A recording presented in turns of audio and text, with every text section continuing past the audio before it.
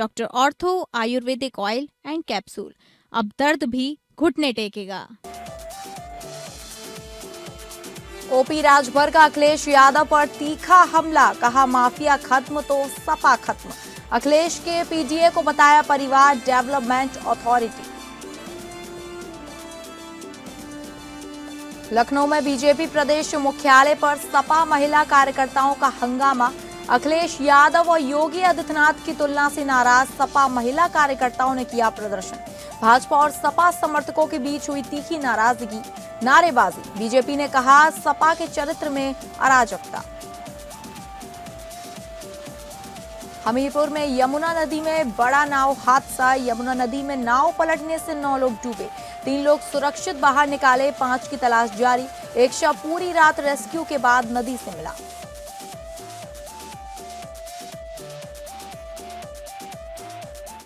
नमस्कार, मैं हूं डॉक्टर प्रसून। आज के हिसाब किताब में हम चर्चा कर रहे हैं कि तमिलनाडु में नई सरकार के गठन में कहां फंसा है पेच।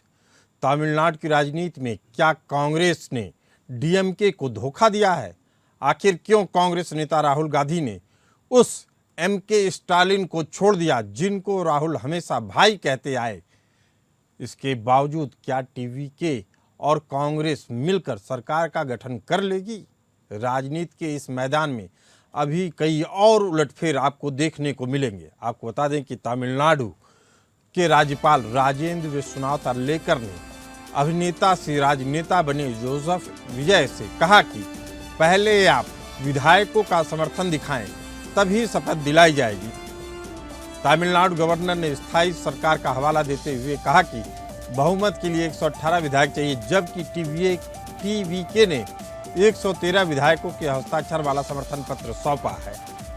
2026 के चुनाव परिणामों ने 10 को पुरानी डीएमके एआईडीएमके की द्विध्रुवी राजनीति को तोड़ दिया। जोसेफ विजय की पार्टी टीवीके 108 सीटों के साथ सबसे बड़ी पार्टी बनकर उभरी है, लेकिन बहुमत के जादुई आंकड़े 118 के अंक से 10 सीटें अभी भी दूर हैं। अभिनेता से राजनेता बने जोसेफ विजय 2 सीटों पर चुनाव लड़कर जीते थे। ऐसे में उन्हें कुल अब 11 विधायकों का इंतजाम करना होगा बहुमत पाने के लिए। जोसेफ विजय के पिता की पहल पर कांग्रेस ने टीवीके को अपने सभी 5 विधायकों का समर्थन देने का ऐलान कर दिया है। तमिलनाडु की राजनीति में एक बड़ा उलटफेर देखने को मिल रहा है, जहां कांग्रेस ने अपने पुराने सहयोगी डीएमके का साथ छोड़कर अभिनेता जोसेफ विजय की पार्टी टीवीके को समर्थन देने का फैसला किया। इस कदम के बाद तमिलनाडु की राजनीति में सरकार के गठन को लेकर भारी राजनीतिक ड्रामा जारी है। डीएमके ने कांग्रेस के कदम को पीठ में छुरा घोंपना और तमिलनाडु की जनता के जनादेश का अपमान करना बताया। डीएमके नेता टीआर बालू का कहना है कि लोगों ने डीएमके की नेतृत्व वाली सरकार के लिए वोट दिया, जिसे कांग्रेस ने धोखा दिया। कांग्रेस ने धोखे के आरोपों को खारिज करते हुए कहा कि वे राज्य में एक धर्मनिरपेक्ष सरकार बनाने के लिए टीवीके का समर्थन कर रहे हैं। कांग्रेस के अनुसार यह अवसरवादिता नहीं बल्कि एक राजनीतिक विकल्प है। वर्तमान में सरकार बनाने की स्थिति काफी उलझी हुई है, क्योंकि किसी भी दल के पास पूर्ण बहुमत नहीं दिख रहा है। टीवीके नेता विजय ने कथित तौर पर अपने विधायकों को खरीद फरोख्त से बचाने के लिए एक होटल में ठहरा रखा है। इस घटना को केंद्र में बने इंडिया गठबंधन के लिए एक बड़ा झटका माना जा रहा है।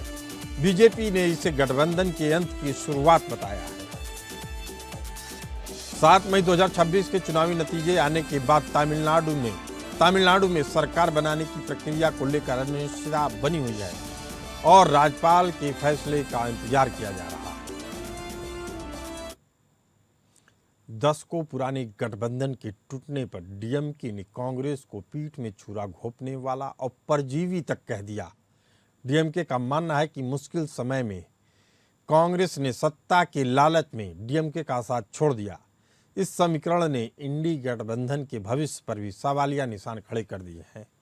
आपको बता दें कि कांग्रेस का अभिनेता से राजनेता बने जोसेफ विजय की पार्टी टीवीके के साथ जाने का मुख्य कारण सत्ता में भागीदारी है। डीएमके ने हमेशा से कांग्रेस को बाहर से समर्थन देने तक सीमित रखा जबकि टीवीके के साथ गठबंधन में कांग्रेस को मंत्रिमंडल में जगह मिलने की प्रबल संभावना है, जिसके कारण ही राहुल गांधी और एम.के. स्टालिन के बीच दरार आ गई, जो कभी एक दूसरे को अपना भाई कहते और मानते थे।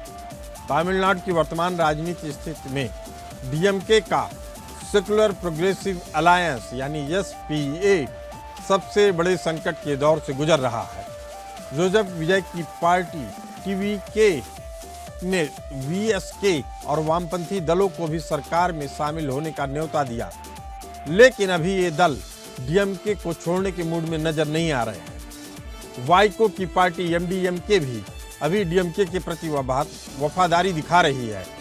वीएसके का भी झुकाव अभी तक डीएमके की ओर है। आपको बता दें, वीएसके एक दलित पार्टी मानी जाती है।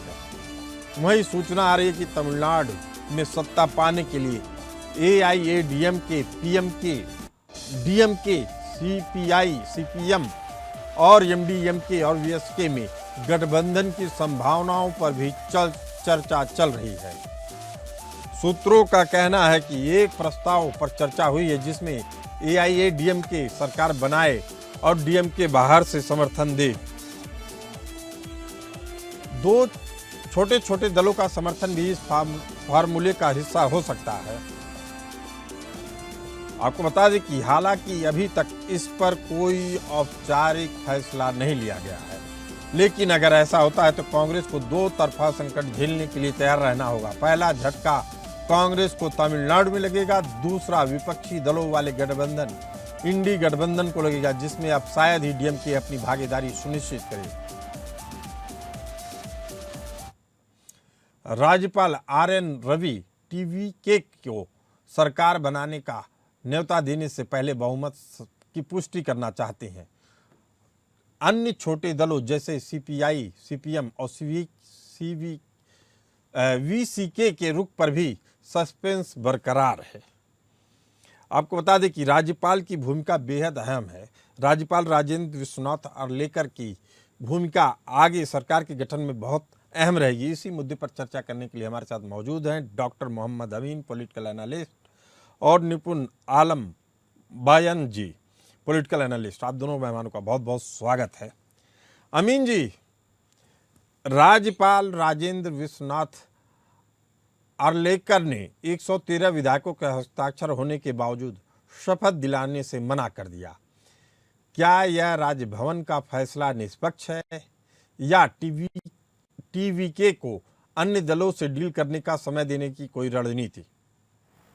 देखिए, ये राज्यपाल का अपना निर्णय है और अपना निर्णय होने के नाते राज्यपाल किसी को भी, जिसमें कि नियमों के अंतर्गत उन्होंने जो न्योता दिया है वो दिया है किसको?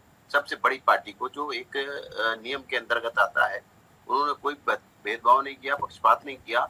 इसी के साथ उन्होंने टीवीके को, चूंकि 108 सीटें टीवीके के पास हैं, वो सबसे बड़ी पार्टी है और ये धर्म भी बनता है राज्यपाल का, इस सबसे बड़ी पार्टी को वो आमंत्रित करें सरकार बनाने के लिए, लेकिन इस शर्त के साथ कि हाउस ट्रेडिंग को बचाया जा सके, यानी जो बिकने बिकाने वाले एमएलए होते हैं उस प्रक्रिया से बचने के लिए उन्होंने ये कहा है कि आप 118 जो बहुमत के लिए प्राप्त संख्या है विधायकों की, 118 विधायकों का सिग्नेचर किया हुआ पत्र मुझे सौंप दें, जिससे कि मैं आपको सरकार बनाने के लिए आमंत्रित करूं। क्योंकि वहां पर कई संभावनाएं देखी जा रही हैं, जैसा कि वे आपने ओपनिंग रिमार्क में कहा भी कि डीएमके और एआईडीएमके दोनों मिलके अगर सरकार बनाते हैं तो फिर वो कोई दिक्कत नहीं है उसमें। उनको तो पूरे नंबर्स हैं, 59 डीएमके के हैं और 47 एआईडीएमके के हैं, तो अब उनको बहुमत की कोई किसी और की आवश्यकता नहीं पड़ेगी। लेकिन जहां तक टीवीके का सवाल है, टीवी के पास 108 है और उन्हें जो और दूसरे लोगों से पार्टी से जरूरत पड़ेगी उसमें कांग्रेस का, जिसमें आपने बताया कि उन्होंने कह दिया है कि 5 सीटें देने को तैयार है, लेकिन इसी के साथ में अन्य दलों जो छोटे छोटे दल हैं वहां पर, उन दलों की भी भागीदारी होने का मामला चल रहा है, जैसे सीपीआई है और अदर पार्टियां हैं। तो इसलिए मोहम्मद अमीन साहब, अभी सूचना आ रही है कि सीपीआई, सीपीएम और वीसीके नेताओं की चेन्नई में बैठक हो रही है। वीसीके पार्टी का पूरा नाम है विथुल्लाई चिरुथिगल काची वीसीके, जिसके वर्तमान अध्यक्ष दलित नेता थोल थिरुमावलन हैं। निपुण आलम बायन जी, पहला सवाल आपसे कि डीएमके जैसी क्षेत्रीय पार्टी, मजबूत पार्टी का साथ छोड़कर एक नई पार्टी टीवीके का साथ लेकर जूनियर पार्टनर बनना कांग्रेस के लिए आत्मघाती कदम साबित होगा या मास्टर स्ट्रोक? निपुण जी। जी, एक तो मैं पहले एक प्रश्न का आपके उत्तर दे दूं जो भी आपने अमीन सर से पूछा था, उसको एक थोड़ा संवैधानिक रूप से भी थोड़ा सा जान लें आपके दर्शक।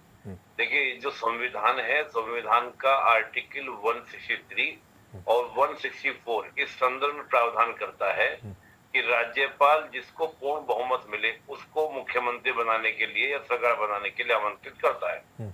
अगर ऐसा नहीं होता है तब राज्यपाल अपने विवेक से निर्णय लेता है, और उसमें भी कई सारी कंडीशन हैं जो परंपराओं में रहा, या तो पूर्व से बना कोई गठबंधन हो या बाद में बना कोई गठबंधन हो।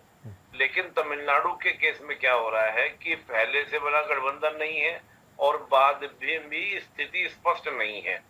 अब मैं आपके प्रश्न का उत्तर देता हूँ। देखिए, कांग्रेस ने जो किया, देखिए कांग्रेस की पूरी कोशिश ये है कि हम सत्ता में बने रहें। 5 सीटें हैं, ठीक है, लेकिन 5 सीटें रहने के बाद जिसकी सरकार बन रही है, अगर हम उसके साथ रहेंगे तो हमारी फिर भी कहीं ना कहीं क्या रहेगा, एक संभावना रहेगी, पॉसिबिलिटीज रहेंगी।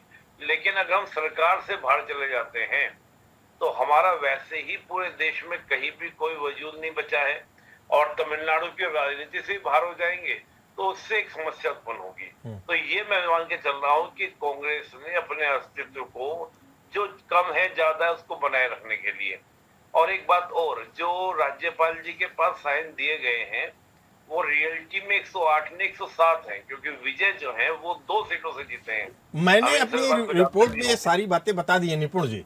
निपुण जी, सवाल फिर यही हो रहा है कि चूंकि आप राजनीतिक विश्लेषक हैं, आगे की भी संभावनाओं, आशंकाओं और कयासबाजी को समझते हैं, इसीलिए पूछ रहा हूँ कि टीवीके के साथ जाना कांग्रेस के लिए कहीं आत्मघाती कदम तो साबित नहीं होगा? नहीं, देखिए, कांग्रेस का पूरा कोशिश ये है कि विजय यानी कि जो टीवी के नई नवेली पार्टी है उसको निर्विरोध समर्थन देकर, यानी कि सबसे पहले समर्थन दिया, ताकि वो कंफ्यूज इस बात पर हो कि क्या हम AIADMK का साथ लें या ना लें। अगर देखिए, सिंपल सी बात है, अगर कांग्रेस 5 लोगों का समर्थन ना देती तो मुझे लगता है कि टीवीके के लिए सबसे ज्यादा मुनीर ये था कि वो AIADMK के साथ चली जाती। तो उस स्थिति में कांग्रेस का अपना अस्तित्व खत्म हो जाता। कांग्रेस की लड़ाई आज इस बात की नहीं है कि मेरे को वजूद में रहना या नहीं रहना। कांग्रेस निपुण जी, आपको एक बात याद दिलाना चाहूंगा कि जो टीवीके की तरफ से समर्थन मांगा था वह जोसेफ विजय के पिताजी ने मांगा था, उसके बाद कांग्रेस आगे बढ़ी। लेकिन डॉक्टर मोहम्मद अमीन साहब, सवाल ये है कि राहुल गांधी एम.के. स्टालिन को अपना भाई कहते थे, एम.के. स्टालिन भी राहुल गांधी को भाई कहते थे। क्या कांग्रेस का टीवीके के साथ जाना यह साबित करता है कि राजनीति में पारिवारिक रिश्तों और विचारधारा के ऊपर सत्ता का लालच सबसे बड़ा होता है? देखिए, ये अभी कुछ सालों में ही तय हो गया है। आपने देखा है कई ये सरकारें, चाहे वो कर्नाटक की सरकार रही हो या मध्य प्रदेश में सरकार रही हो या और भी स्टेटों में, आप देखेंगे सरकारें जो गिरी हैं और बनाई गई हैं, इसके लिए ये क्या है, उनका कोई अस्तित्व तो नहीं है किसी का भी, ना ही कोई पॉलिटिकल उसमें कोई उनका एक निभाने की बात होती है। आप देखिए, इस दल से उस दल जाने में कितना देर लगता है। चाहे वो आप बंगाल का भी उदाहरण आपके सामने है, उनके कबीर भाग गए, उसके बाद शुभेंद्र अधिकारी इनको छोड़ के चले गए। इधर कांग्रेस के काफी लोग छोड़ गए जो आज आसाम में चीफ मिनिस्टर बने हुए। यानी सत्ता ही वो गोद है जिसके जरिए तमाम नेता जुड़ते हैं। लेकिन अमीन साहब, एक सवाल और, डीएमके और कांग्रेस के बीच तमिलनाडु में आई दरार क्या 2029 के लोकसभा चुनाव के लिए विपक्षी इंडिया या इंडी गठबंधन के अंत की शुरुआत है? नहीं, ये सब चीजें आपको देखने को मिलेंगी कि क्या है कि यहाँ पर सब समय का वो हेर फेर है, और वो देखते हैं कहाँ पर अभी इंस्टेंट फायदा हो रहा है। उस इंस्टेंट फायदों को लेने के लिए, चाहे उनका आर्थिक फायदा हो, चाहे उनका सामाजिक फायदा हो, चाहे उनका सत्ता में आने का लालच हो, तो ये जानते हैं कि 5 एमएलए टूट सकते हैं, बिक सकते हैं, इसलिए उन्होंने पहले ही ऑफर दे दिया कि 5 तो एमएलए ही हैं, तो क्या करेंगे, कहेंगे साहब। तो इससे दोस्ती का सवाल नहीं उठता। यहाँ पे देखा जाता है कौन किसके साथ और किस समय के साथ है। यहाँ किसी का कोई भरोसा नहीं कब कौन बात जाए किसी साथ। चलिए, आप बेहद अहम बात बता रहे हैं कि अगर नहीं भी देती कांग्रेस तो हो सकता था उसके 5 विधायक टूट जाते। चर्चा कर रहे हैं तमिलनाडु में किसकी सरकार। क्या तमिलनाडु राष्ट्रपति शासन की ओर बढ़ रहा है? चूंकि अभी सरकार बनाने के दावा करने वाले 118 के जादुई आंकड़े को छू पाने में नाकाम रहे हैं। वहीं द्रविड़ राजनीति की बात की जाए तो मुख्यमंत्री स्टालिन का अपनी ही सीट पर हार जाना और डीएमके का 59 सीट पर सिमट जाना क्या दर्शाता है कि तमिलनाडु की जनता अब द्रविड़ राजनीति के पुराने मॉडल से ऊब चुकी है और उसे नया मुख्यमंत्री और नया मॉडल चाहिए। इसी मुद्दे पर चर्चा करने के लिए हमारे साथ मौजूद हैं निपुण जी। निपुण जी,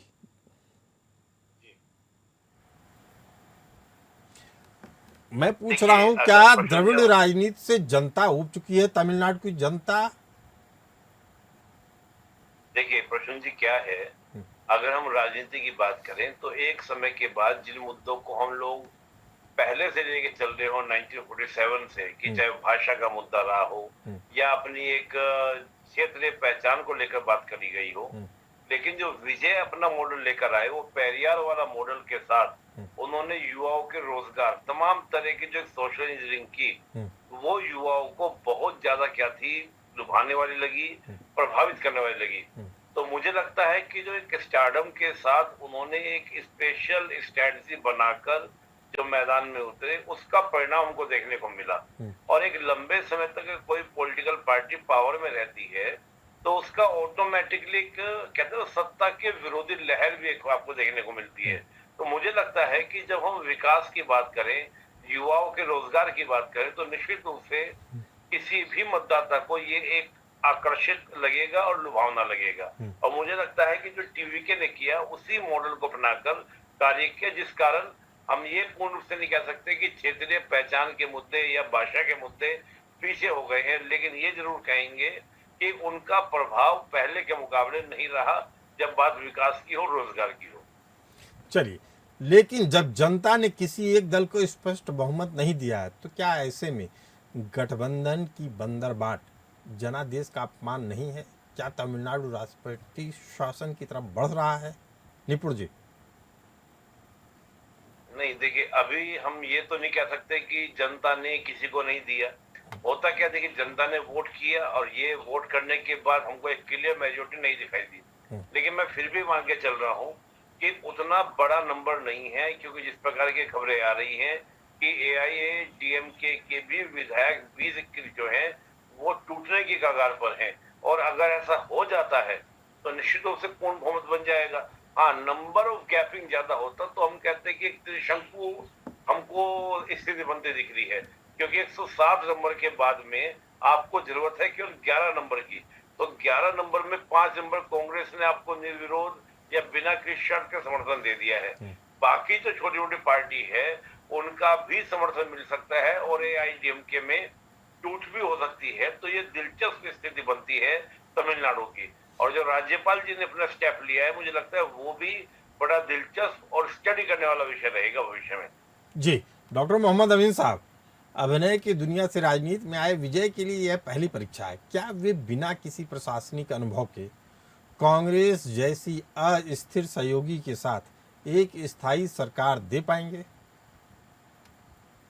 देखिए, ये तो समय बताएगा कि स्थायी सरकार दे पाते हैं नहीं दे पाते। अभी तो सवाल है, मुद्दा है सरकार बनाने का। आप देखिए जो चाल चली जा रही है, फिर भी हो सकता है कहीं उसको शय मिली हुई है जिसपे एआईडीएमके और डीएमके ये दोनों मिलकर ही सरकार बना सकते हैं। वो जानते हैं कि फिल्म स्टारडम वाला अगर चल गया, जैसे कि एमजी रामचंद्रन की सरकार चली, सालों साल चली, उसके बाद जयललिता की सरकार चली, सालों साल चली, तो फिर मुश्किल हो जाएगा इस स्टारडम को हटाना। तो इसलिए पूरी कोशिश यही होगी इसको सत्ता में आने से रोका जाए किसी तरीके से।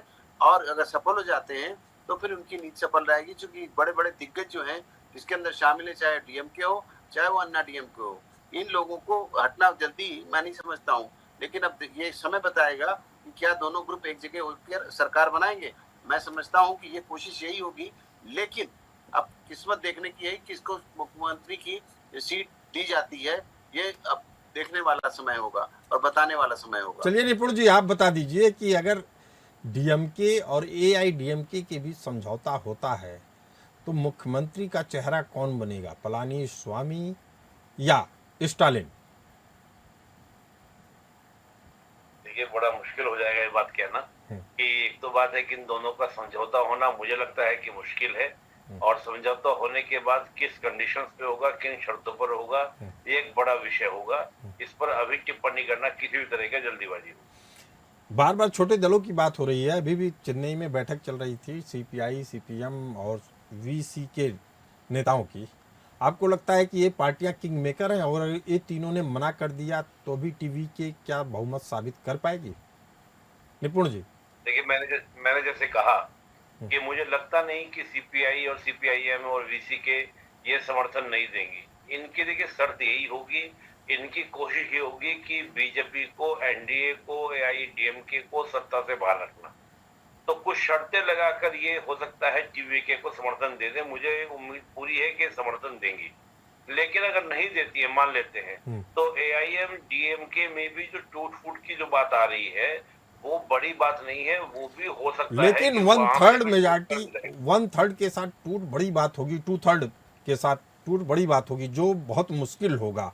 उससे ज्यादा आसान तो इनके लिए ये 2-2, 1-1, 3-3 पार्टियों वाले पीएमके को भी तोड़ सकते हैं, 4 है। मोहम्मद अमीन साहब, सवाल ये है कि तमिलनाडु में सरकार किसी की भी बन जाए, क्या केंद्रीय राजनीति में इंडिया गठबंधन अब और कमजोर हो जाएगा डीएमके का साथ छोड़ने के बाद? देखिए यहाँ पर अब मजबूती आएगी, क्योंकि ममता बनर्जी ने देख ली, उधर आपकी पार्टी ने देख लिया, इन दोनों को हार का सामना देखना पड़ा। तो ये अब इंडिया गठबंधन को मजबूत करने की कोशिश करेंगे। एक तमिलनाडु से कोई खास फर्क पड़ने वाला नहीं। देखिए तमिलनाडु के अंदर 5 तो इनको मिल ही गए हैं। IUML जो इंडियन मुस्लिम लीग है उसके भी 3 MLA जीते हैं। तो मैं समझता हूँ कि चूंकि केरला में उनका सरकार बन रही है तो उससे ये इसको सपोर्ट जरूर करेंगे। तो 8 MLA तो यही हो गए, और सीपीआई और सीपीएम IML ये बीबी दे देंगे। तो मैं समझता हूँ ये सरकार बना लेंगे। क्यों? क्योंकि इनको बनाना जरूरी है, क्योंकि वो चाहते हैं ये एनडीए जो है बाहर रहे और बीजेपी यहाँ पर ना आने पाए, इसलिए कुछ भी करने को तैयार होंगे। लेकिन मैं समझता हूँ कि अगर ये यहाँ पर इनको धोखा भी दिया है कांग्रेस ने, तो यहाँ पर ऐसी स्थिति नहीं आएगी कि यहाँ पर इंडी गठबंधन को मजबूती चाहिए, क्योंकि वो जानते हैं कि अब बिल्कुल खत्म हो जाएंगे इस बात से। जिस तरह से रिजल्ट आए हैं बीजेपी के फेवर में वेस्ट बंगाल, आसाम, और आप देखिए कि और पांडिचेरी में भी घुसी हुई है, और आप समझिए केरला में भी घुस गई है, वहाँ भी 3 सीटें ले आई। यानी बीजेपी को रोकने के लिए डीएमके की मजबूरी है कि कांग्रेस से अपना दोस्ताना रिश्ता कायम रखे। लेकिन जिस तरह का रुख दिख रहा है, अब स्टालिन के लिए अब बहुत मुश्किल होगा कि कांग्रेस के साथ चल सके। आप दोनों इस खास चर्चा में आए, आप दोनों का बहुत बहुत धन्यवाद। फिलहाल इस चर्चा में इतना ही, हमें दीजिए इजाजत। नमस्कार।